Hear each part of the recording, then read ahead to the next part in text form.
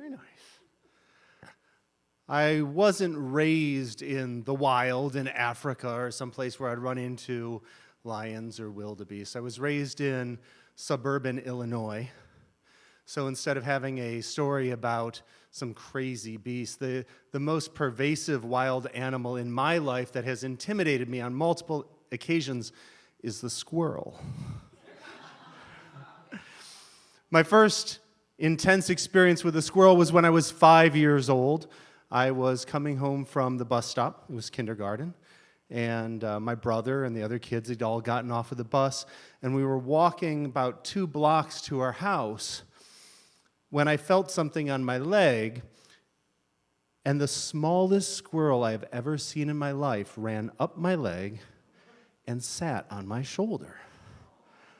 Right? I was 5. This was awesome. I was like ready. I thought I was Dr. Dolittle. I was ready for the next chapter. This was my Harry Potter defining moment. I was special. And then my asshole brother said, "Oh my God, it probably has rabies."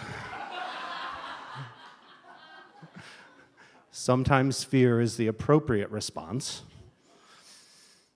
So now I had to walk slowly, and I tried to skid it away, and it kind of jumped over my hand. And I walked the 2 blocks all the way up to my house to get to where there was an adult that I trusted. And my next door neighbor's father came out and wound up adopting the squirrel. He raised it to adulthood. Its name was Rusty. And throughout my childhood, they eventually set it free. The squirrel would come up, would play with me. We had a bond. Now, fast forward 13 years, I'm in college.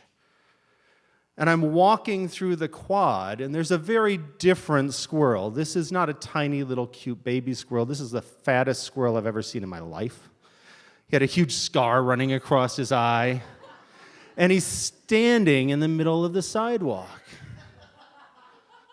I got uncomfortably close to him, and he wasn't moving, and I'm thinking, maybe he has rabies. So I go to walk around this way, and he moves in front of me again, just looking at me like, what?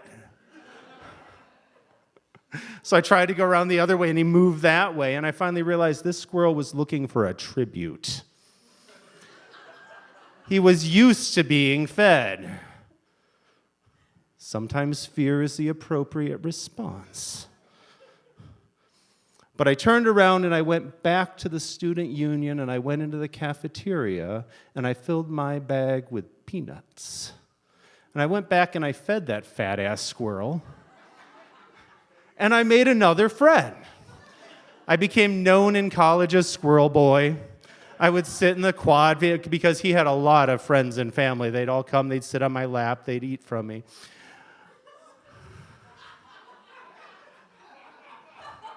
Stop it. I haven't gotten there yet. Fast forward 13 years.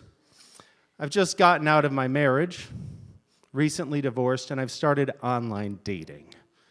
That's a scary thing after 13 years.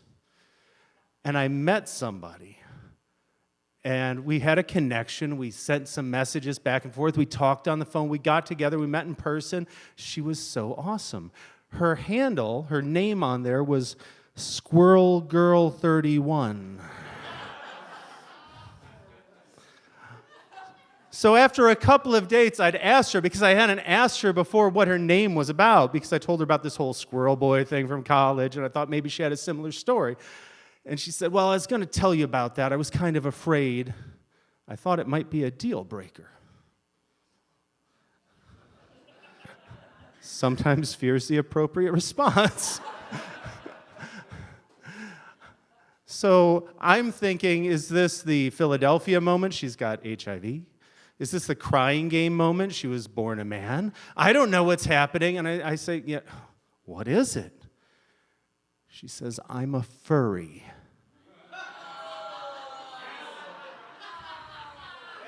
Now, for those of you who don't listen to Dan Savage, a furry is a person who is turned on by anamorphic costumes. If you think of Chuck E. Cheese or Mickey Mouse, this is part of their bedroom foreplay. I didn't know that. She said, I'm a furry. I thought, so you don't shave?